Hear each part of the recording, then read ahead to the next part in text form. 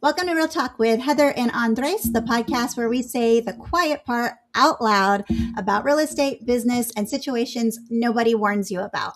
All while we're live streaming, so there are no edits. And this isn't coaching from a stage or highlight reels from social media. This is real stories, real mistakes, real money, and real consequences from agents, buyers, sellers, and business owners living it in real time. So if you're tired of the sugar coated advice, fake gurus, and playing small because nobody told you how this really works, you're in the right place. I'm Andres, and this is Heather. Let's get into some real talk. All right, and today we have a pop up guest with us today to weigh in on our segment. All right, Daniel. Daniel, thank you for joining us here today. Hi guys, so this is definitely for real. There's no scripts. Here I am, just happened to be out on a walk with my dog, and I get a little text message, join us, and here I am. So it is for real, that's for sure. Well, we're happy to have you here with us, and you can weigh in, give your opinion if you think they're being the asshole or if you think they're not being the asshole. But before we do that, you want to introduce the puppy dogs to everybody? Yeah, let me figure this out real quick. Back camera. Jack, come. So his name is Jack. He's 5 years old. Jack, come. Uh, right now, he's on the hunt for the squirrels. I taught him how to go after them, so he's been running nonstop for about 15 minutes now, and that's what he does. I hate squirrels; they destroy my house. Tony has a squirrel that he hates as well that lives in our front yard. It ate our garage. We had to replace the garage door. He ate our garage door, like ate it. I was like, "Are you kidding me right now?" Yeah, they got in my attic on more than one occasion. They ate through the soffit, and here we are in bed with my wife, and we hear it sounds like things are running around upstairs over there, over the ceiling. And sure enough, there was a family living in our attic, and we had the roof replaced and everything, and it's been a nightmare ever since. Oh man. So they're Yep, not as cute as they look, huh? they are very vicious. They're smart. If they find an opening, they literally through the metal to get inside. And yeah, it's been a nightmare. I cut down the trees. I trimmed everything to keep them from getting up there, and I thought I was safe. They can jump quite a bit. Yeah, and they throw things at you. They throw the little acorn things in the trees. My dad didn't believe me when I told him that the squirrels were throwing things at me until they threw them at him, and then he believed me. And there's also the matter of trapping them, and you can't shoot them. You live in the city. You can, yeah, getting rid of them. It's not easy. Yeah, I bet. I bet.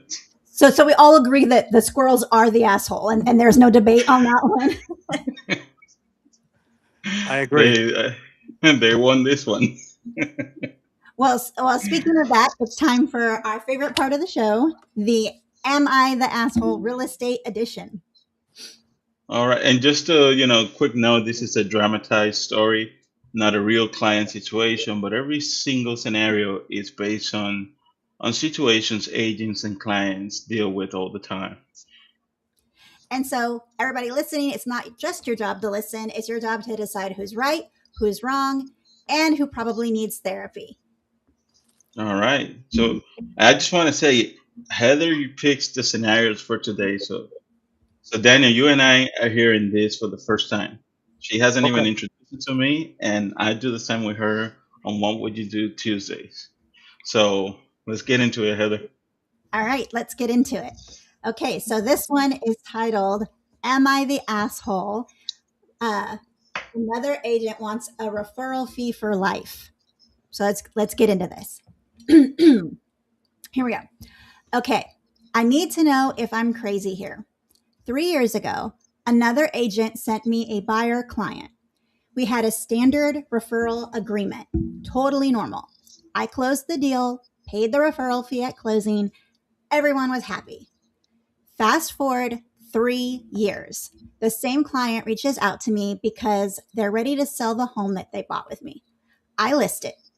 Now, the original agent sees online that I'm helping this client sell and reaches out asking for another referral fee.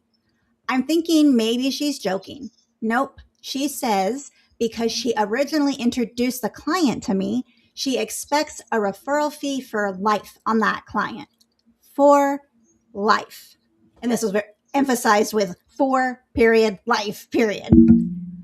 There was no written agreement stating that. The original referral was the one transaction only. I paid it and we were done.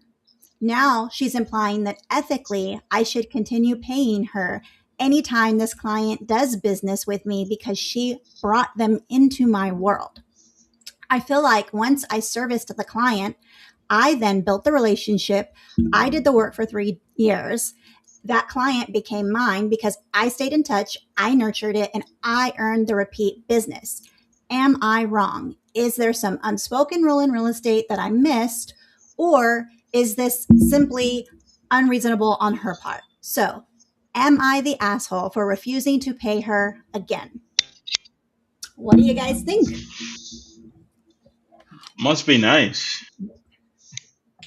Must be nice to pass on of a referral and think that you are getting a lifetime referral opportunities from that one transaction. I think that will make life easier for everybody. Just pass along referral and continue to generate income from other people's relationships that they're building and closing deals down the road without you ever even giving your 2 cents in what's happening, right? Yeah, just get a check in the mail one day. Yeah, I think that we probably will have triple the number of agents we have right now in every market. What about you, Daniel? What's your thought process on this one? Well, there's a easy and there's a hard way to deal with this person. The easy way, I would tell it to go pound sand, wiser. So a referral, I would not say no right away, depending on who this person is. Obviously, with the social media now, and if that person is, I don't know what I say this, quite upset maybe, and really motivated, they can make my life very miserable, and they can, at the point where ruin my reputation of some sort. So it might be easier just to pay them off. Not only that, depending on the relationship I have with this person, I might use them as a way to sell more business. So we can spin this into more. Like, sure, I'll pay you. Do you have any more people you might want to refer to me? So, as a long term business model, it might not be a bad idea. Again, it's 20%. If I'm bringing thousands and paying her hundreds of dollars, I can live with that. Yeah, that's very true. I know I've done quite a few referrals given, and received. And typically on the referral agreement that I typically write up, it's 2 transactions. We normally put 2 transactions. I know some people put one, some people put more. We typically do 2 because you figure they're going to buy and sell at some point. So with this one for me, there's obviously the legal part of it where legally she upheld the contract, or he, whoever this agent is, they upheld their legal part. They paid the one referral fee. So they're not legally obligated to pay her anything. But like you were saying, Daniel, that seems like a very good business model to take, because let's say you sent me a referral and you didn't ask for another one, but you just got a check in the mail from me one day from your broker because I sent you, because that client bought another house and I sent you a referral, and you're like, oh, wow, okay. If you have another buyer or seller in that area, who are you going to send that to? Yeah, I You know? could see that, but also the way they approach it, right? I think that has a lot to do. Because if you just call and say, hey, I'm entitled to this referral because I sent you that referral 3 years ago, and that was only for one, and you come out of nowhere expecting something, like, there's a way to do things, and there's a way to be an asshole as well. And I think the person asking for the referral is being the asshole because of the way she approached the agent in regard to referral. If it's a situation where with Heather, you send that out and you have an opportunity to say, hey, so and so close another deal. You have anybody else? I can send you a referral from this one. And like Daniel said, he opens the door and opens an opportunity for more business coming your way. But it's all being communicated. It's all being put down on paper. It's not a matter of I sent a deal to someone 5 years ago and hey, just close another deal. I expect a referral. I think that that's not the right approach in the particular case. I But agree. there's ways to make it happen to help each other out, you know. But in this case, just going straight up, hey, I'm expecting a referral. I sent you this 3 years ago, and that document 3 years ago was only for one deal, but I want my cut right now. We're like, hell no. If you approach me like that, I'm gonna be hell no. But if you approach me in a different angle, then I may be open to listening. So I'm already past that point in my life. I completely agree with what you're saying, but the way I look at things, feelings don't help me pay bills. And someone maybe being disrespectful and everything doesn't bring money into my pocket. A specific example I can share with you. I called this woman with an appointment for a listing. She was intoxicated. She was very mean on the phone, and I was at the point where I almost hung up on her. There's a train going by. Stand by.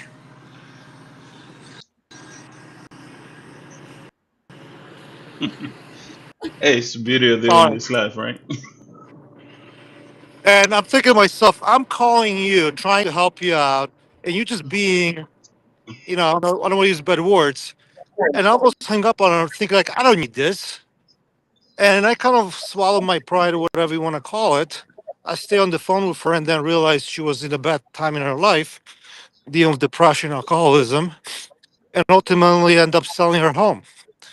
And so, yeah, sometimes we men typically, in certain cultures, we take the respect to some higher level that is really important to us. I'm at the point in my life at my age, I really don't care anymore.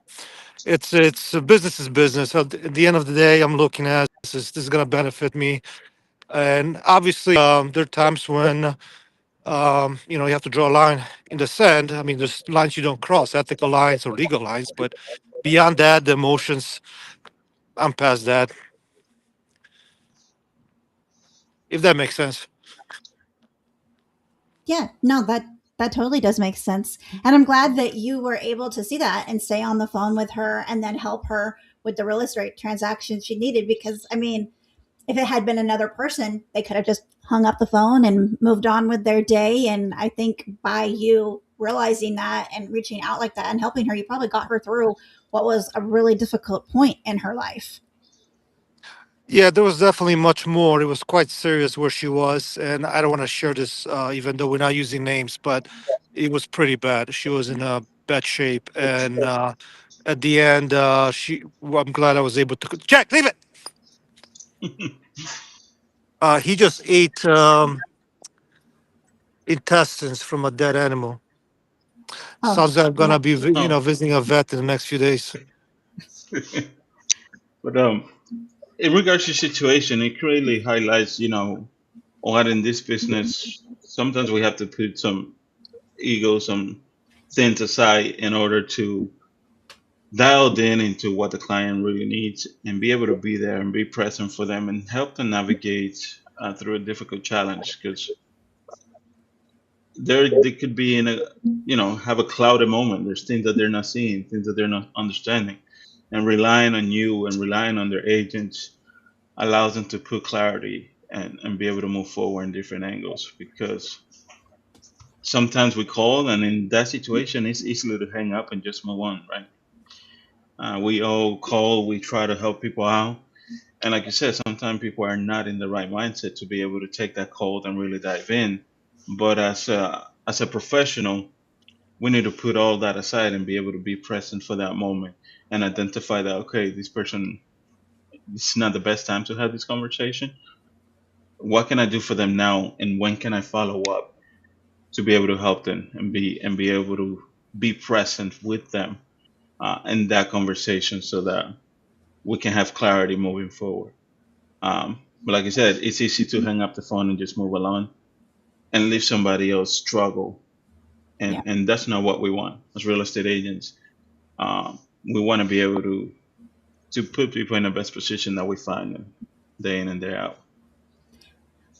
Going back to the story, Andres, what do you think your conversation with that referring agent would be? So they reach out to you. Let's just say it was through Facebook Messenger because they saw it on Facebook and they say, hey, I want the referral fee. I want the referral fee for life. What would your response be to them? It could be, if they just approach me like that, honestly, I'll be like, uh, okay, what are you thinking? What are you just want the referral? What else did you have coming this way that I could help you with? And we can talk about it. But as far as just approaching me and say, hey, I just want the referral fee, I'll be like, I thought we were in agreement that it was just for one transaction. When you first sent me these leads, and that has already been fulfilled. But if you're looking for more opportunities that are coming this way, we can see what we can make happen regarding the current situation and how we can proceed moving forward. But just coming out of nowhere, I'm entitled to that referral. I mean, like, take a step back and let's look at the whole picture. You know, it could be a situation that they need that referral, and I will be okay. I will be okay with that. I totally understand that being a full-time agent and being productive is not as easy as people think, right? Some people might be in a situation where they're struggling and they need that. And I'm okay to listen and be able to send that referral. But if you approach me with a bad attitude that, hey, I need that, like, I deserve, I'm entitled to that referral, then I'm going to pull my guard up. That's all I'm saying. I'm going to pull my guard up because that means then everybody can else come in and do that, right? And if you're doing that to everybody, what are you doing in your business? How are you handling your business?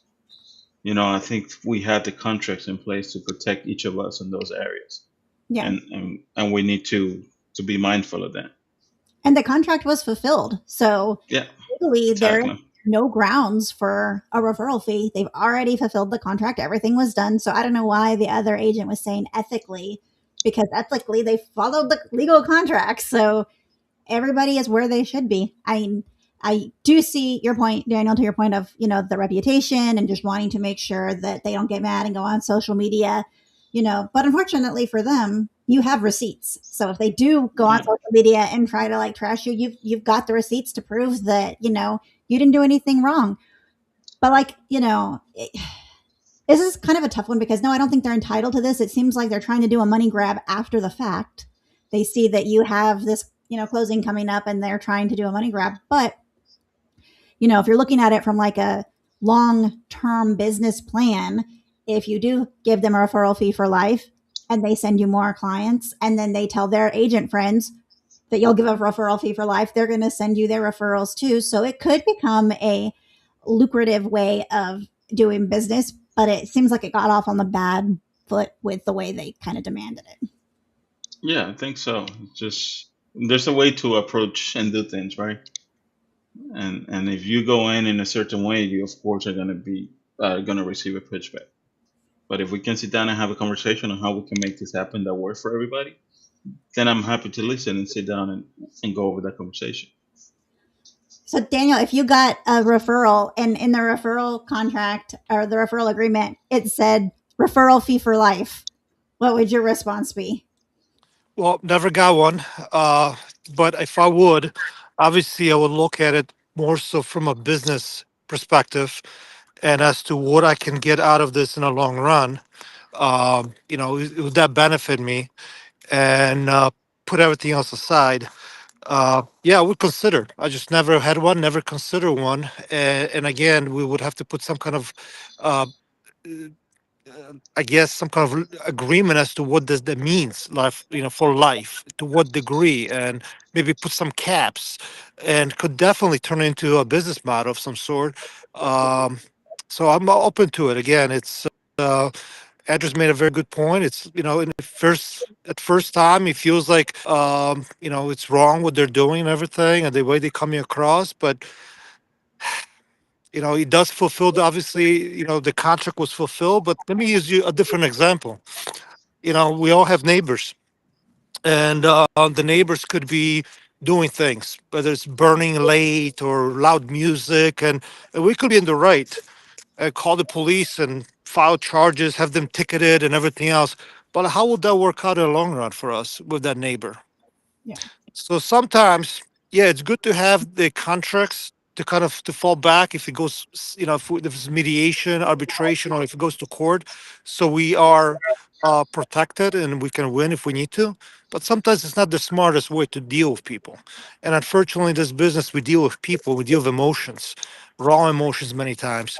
So it's just because the contract or the law is on our side might not be the smartest thing to do, depending who we deal with as an individual and how they, why they're motivated such a way. And so that's what I would do. Again, it's always think of it as a long term. How is that going to affect me in the long term? And obviously, with social media and reputation as a realtor, you have to really take care of your reputation, your professional reputation, and you cannot let people go out there and just smear you left and right. So it's about making a smart decision in the long run. I think so. Absolutely. And define what the contract means when it says for life. Whose life? My life? The other agent's life? The client's life? Whose life? How does this contract end? Who has to die for this contract to end? That's a good point, right?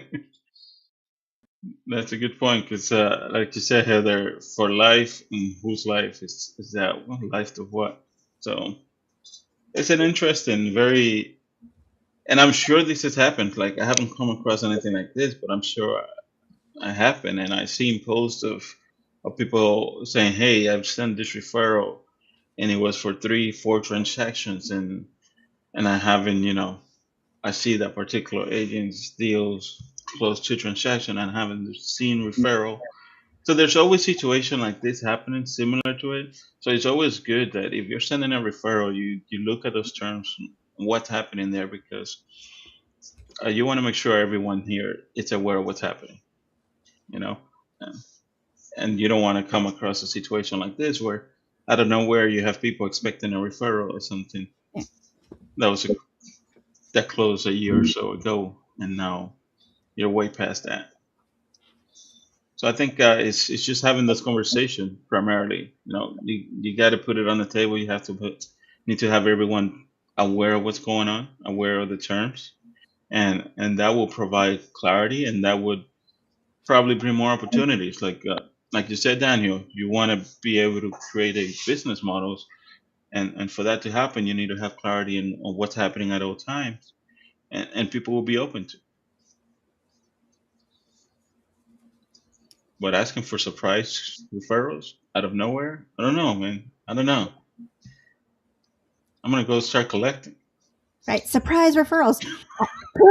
Clearly, we're not monitoring Facebook enough for all the referrals that we've given out to see how many more deals are closing from these people. For me, if I give somebody a referral, I mean, I'm with the agent that was actually working this. They're doing all the legwork. They're on the ground. They're putting in all the man hours with this. If I give them the referral, it's the 1 or 2 transactions, whatever the contract says, and then after that, it's up to them to keep that relationship built with that client. That's their client. Like they put in the time. That's their client. I don't feel like my hand needs to be in their cookie jar for life. I don't think so. Not on my side, anyways. I think they just need to, have their client and move on with life. That's why you send referrals, right? Because you can't do that one yourself. So you give it away. Yep, that's it. And you put it in the hands of people that are gonna do right for that client, and be able to help them as much as you would, per se, right? That's what we definitely do a lot of research. If we don't particularly know a good agent in that area that we're going to refer somebody to, we find out about the person that we're referring them to, so that we make sure that, because when you give a referral, it's your name on the line too. If you refer a client to somebody else and that somebody else turns out to be a crappy agent, that reflects badly on you because you're the one who referred them. So It does, right? What are your thoughts, Daniel? I think that I'm gonna consult with one of my attorneys and figure out the boundaries of how we can define for life and start reaching out to other agents and start planting the seeds. Michelle had inspired him. So he's like, all right, I didn't know this was an avenue I could take, but now that I do, I'm going to take it. Yeah, I did not know that thing existed for life. Like I said, I've never had seen that, never heard of it. Uh, again, yeah, it's I have to look into it now. And I'm And sorry, guys. I'm gonna have to take off. I have to give him peroxide and make him vomit because I remember seeing that body parts last night. So they were out and about, and he ate it before I was able to stop him. I'm talking about my dog. So I'm taking him back home, and I'm gonna give him peroxide, make him vomit. Hopefully, gonna avoid a visit to a vet. Well, we hope he does okay. Yeah. Hey, this is really good. Let's do this again. all right, you're welcome anytime, my friend. Thanks for joining us. Thanks, Thank guys. you. Take care. Talk to you Bye. soon. Bye bye. All right. That was. I hope the doggy was okay. Yeah. I'm glad he was able to jump in and provide his input on this topic. I think this is a very interesting line of, angle because, like you said, there's people that come out of nowhere and say, "Hey, I'm expecting a referral." And I haven't seen it happen personally, but I'm sure we've seen, and there have been cases like this Yeah. out there. Yep. So yeah, the question will be, what, are you, again, Heather, are you the asshole for not giving that referral? In this case, no, I don't think the agent's the asshole for not giving the referral. I think had it been handled differently, had it been approached in a different manner, then it could have maybe been a different situation at the end. But in this case, no, I don't think the agent was an asshole. They fulfilled their contract. They did what they were supposed to do. They didn't legally or ethically, in my opinion, owe that other agent anything. So no, I don't think they were the asshole. Yeah, yeah, I agreed. I think the asshole was the one claiming the referral for the way that they came in and approach the agent regarding that referral fee. There's ways to do it. There's ways to do it right, and there's ways to continue to help each other out. But coming Right. out of nowhere, especially after you have known clearly that everything stated in the first contract was fulfilled, completed, and just coming up and say, hey, demanding a referral, I think it's not right. It damages relationships. And again, there's a way to do things. And in this case, I think that the one asking was the answer. I did too.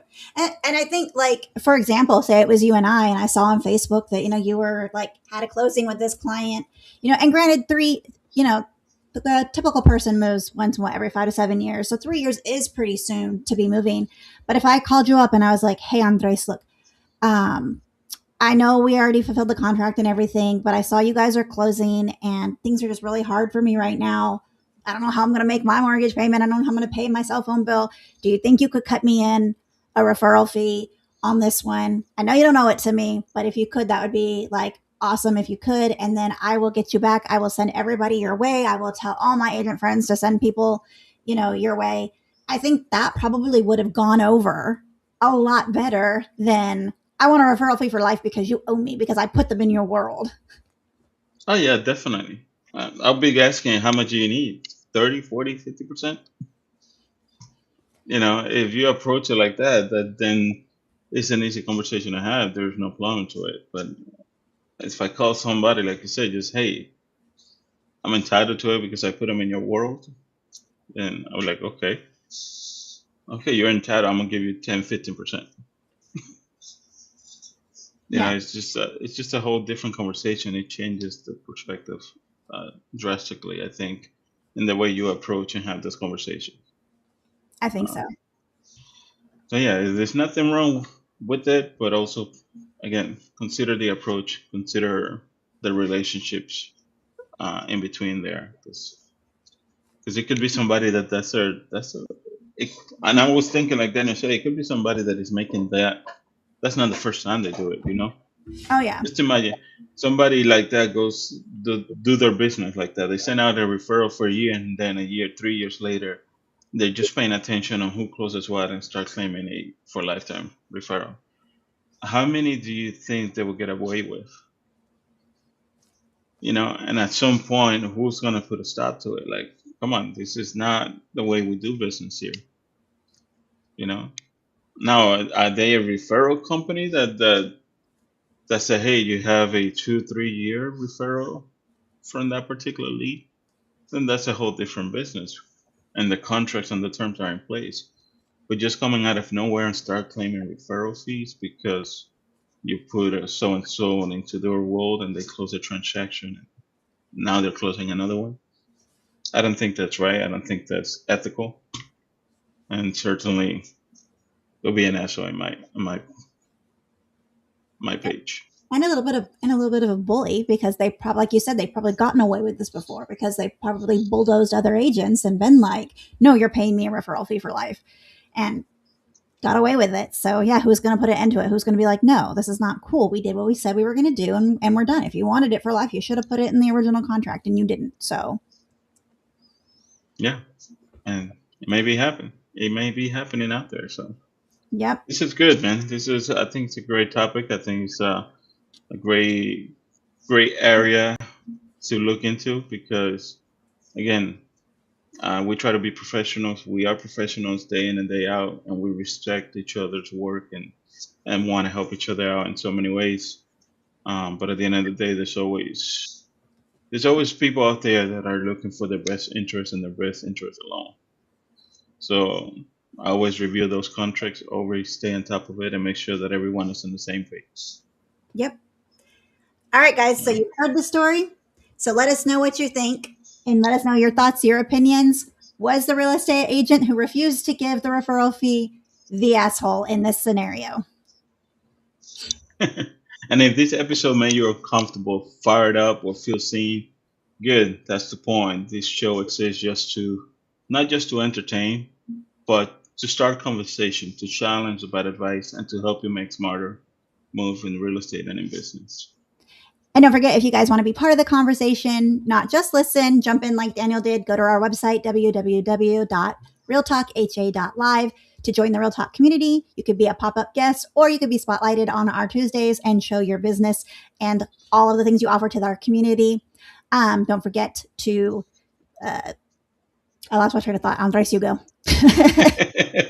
And do us a favor, like, share the video with someone who needs to hear it. So Also, don't forget to drop your opinions in the comment. Drop your opinions in the comments. Drop your yes, no, that's right. I am not with it today. I can't think at all. And this is live. This is why we give our disclaimer at the beginning about it being all messed up, because we do not edit it. So let us know where you guys stand. You could come at me with the Heather Learn How to Talk if you want to. That's fine.